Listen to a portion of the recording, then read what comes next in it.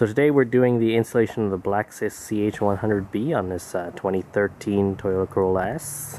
We'll open the hood, that one there, and there's just a little latch here.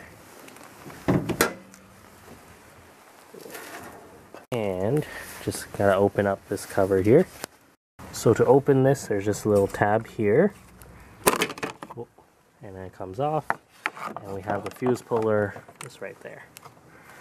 The first thing we're going to remove is, again, similar to the RAV4 installation, is the side door trim piece. So just pull up. I already loosened it a bit. Normally it doesn't come off that easily. And then we'll take off this kick panel here, which will give us a bit more better access to the ground cable and whatnot. And it's basically identical to the RAV4. We just have a little screw there. This one doesn't actually have a nut on it. I'm not sure if someone took it off at some point or if the Corolla just doesn't have that there. But you can just lift it and it will come off. Yep, there we go. And you can see the grounding location very easily right there. That's already where some of the electronics are grounded, and that's the same spot we're going to use. Just above that, you'll see the fuse box cover, that little white cap there. That's where the fuse box is located, and that's where we're going to be getting power from for the dash cam. So the tool I like to use is this kind of circuit tester, where one end you have a clip there, and you clip that to the ground, and then you have the pointy tip there, and you can get that into the fuse. It'll make it a lot easier to find the fuse, because on a lot of newer cars it's hard to say which fuses for sure will work. So all you got to do is clip that red part, or the ground, onto where you're grounding, and then take the tip of the circuit tester and just poke it in and see if it lights up. So this one is lighting up red. So this 10 amp fuse, I'll just double check what that is, but that one is active, and I'll just try a few other ones there. So for example, this 7.5 here, that's not active. This 10 amp is not active. So that first 10 amp that we located that was powered for constant is stop. I'm guessing that's for like stoplight, something like that. And now again, for Toyotas and other Japanese vehicles, it's really easy to identify the accessory fuse. Obviously, any of those would have worked because they didn't light up when we stuck the circuit tester in them. But the 7.5 amp ACC fuse there, number 24, that one's going to work just fine for the accessory fuse. And if you're using the OEM fuse puller, it's really simple. You just squeeze one end and it opens it up and it clamps onto that fuse. And it's the perfect size. You can use other tools like a needle nose plier, but you do have to be a bit more gentle with those. These ones are a bit safer to use. And the hard wiring kits will be labeled for which color wire means what, so you don't need to refer back to the manual. Yellow in this case for the BlackSys is ACC, and then the other red cable, it says B+, which is battery cable. And then obviously we have the ground. So the Japanese cars do tend to use this low profile fuse. It's a little bit different than the mini fuse, because the legs aren't quite long enough to wrap the fuse around. So what you want to do is just wrap it in a V shape around that leg, and then plug it back into the fuse box.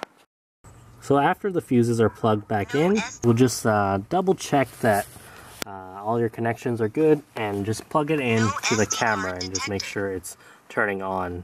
And obviously you can hear it going off right now, so the power is good. You know, if there's a hitch at this point, it's better to, you know, double check all your wiring before you put all the trim back together.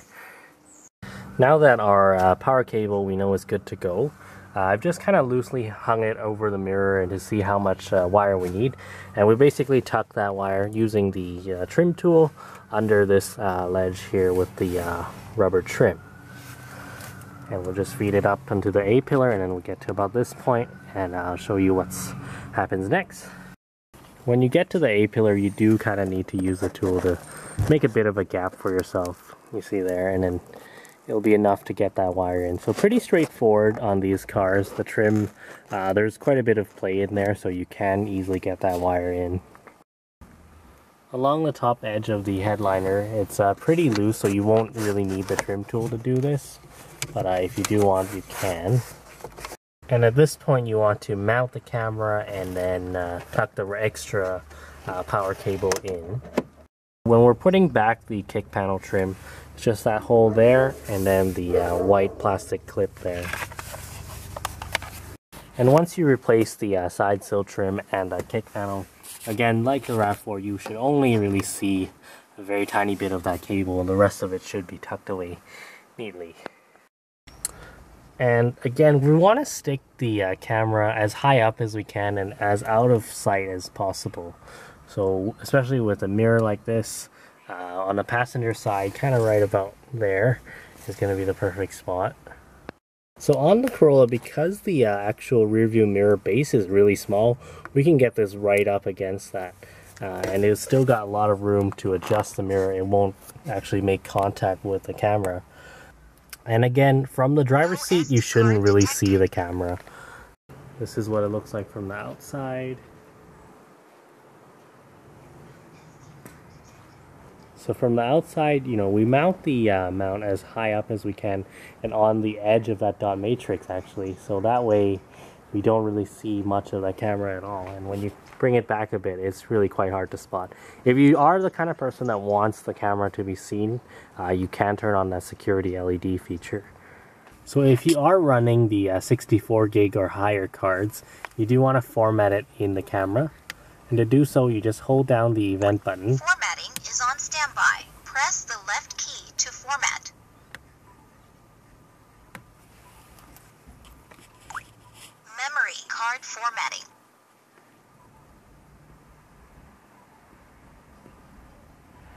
There we go. Processing complete. You will notice on the CH-100B that the front and rear of the camera cable is actually going to be a little bit different from the angle, but it clearly says front and rear on there, so shouldn't be a problem. So for the rear camera cable, it's the same way, just we're going to tuck it along the A-pillar, or the headliner I mean, and then over the A-pillar. And then on the door, you just get this piece out and you see there's a little bit of a gap there. And you just get that wire in between that gap. So just like the RAV4, the most difficult part is this B-pillar trim. It's really hard to really get much of a gap in there. And because of the thicker size cable on the BlackSys, it is a bit of a challenge. But we do have two people right now, and so it is easier for us. But you might want to ask a friend for some help for this kind of work. After you get past the B-pillar, it's very straightforward, and this part is actually quite loose. So you are going to have a lot of excess cable if you're driving a smaller car like the Corolla here. I mean, obviously that cable is meant to work on, you know, even an SUV like the RAV4 we used last time. We still had some extra there. What you do need to do is make a little bit of extra room for yourself and just keep some of the extra along the headliner. So for the rear camera on the BlackSys, there is actually a little cable retainer on the camera built right in. And so we're running it back up there and then back into the C-pillar.